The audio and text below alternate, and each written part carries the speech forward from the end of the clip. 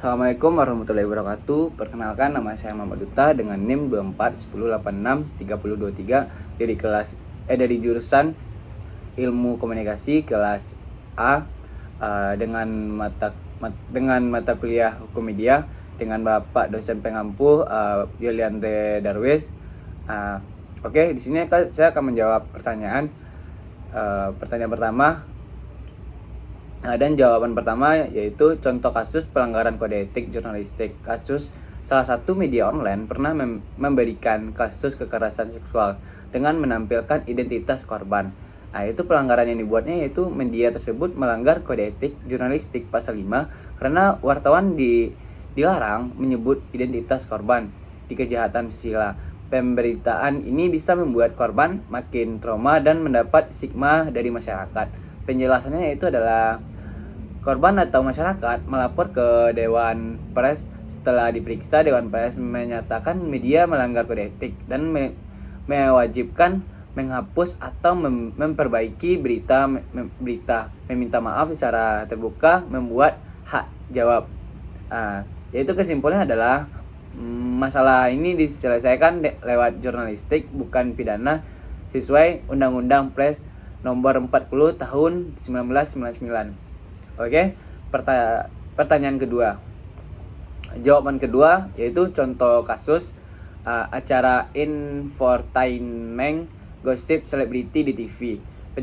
Penjelasannya itu adalah acara ini sering menampilkan gosip dan urusan pribadi selebriti yang tidak mendidik dan hanya mencari sensasi. Menurut Undang-Undang Nomor 32 Tahun 2002 tentang penyiaran pasal 3, tayangan TV seharusnya mencerdaskan bangsa, bukan sekedar gosip. Pasal 36 isinya itu siaran harus mendidik dan tidak merusak moral. Kesimpulannya adalah tayangan gosip selebriti melanggar tujuan penyiaran karena tidak memberi nilai pendidikan, sehingga sering mendapat teguran dari KPI.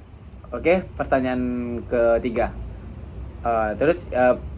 Jawaban ketiga, contoh kasusnya adalah film Indonesia dibajak dan diunggah di situs streaming ilegal. Penjelasan menurut Undang-Undang Hak Cipta Nomor 23 Tahun 2014, film tersebut diunggah tanpa izin pemilik hak cipta. Padahal pasal 9 menyebutkan hanya pencipta yang berhak menggandangkan dan menyebarkan karyanya. Pelaku membajak bisa dikenai sanksi pidana sesuai pasal 113. Kesimpulannya adalah pembajakan film melanggar Undang-Undang Hak Cipta karena merugikan pencipta dan industri kreatif gitu. Pertanyaan keempat.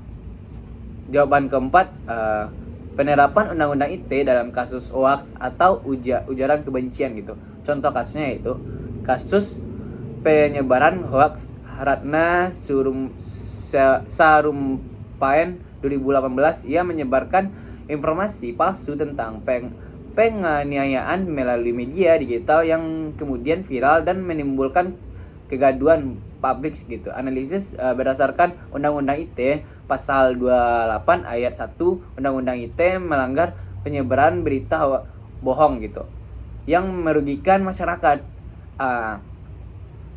Pasal 445A ayat 1 mengatur sanksi pidana bagi pelaku penyebaran hoaks atau penjara dan atau didenda gitu. Kesimpulannya adalah Undang-Undang ITE digunakan untuk menindak hoaks dan ujaran kebencian di media digital agar ruang digital lebih tertib dan tidak menimbulkan keresahan publik gitu, dan tidak merugikan masyarakat yang mendengar berita tersebut. Oke, sekian dari saya.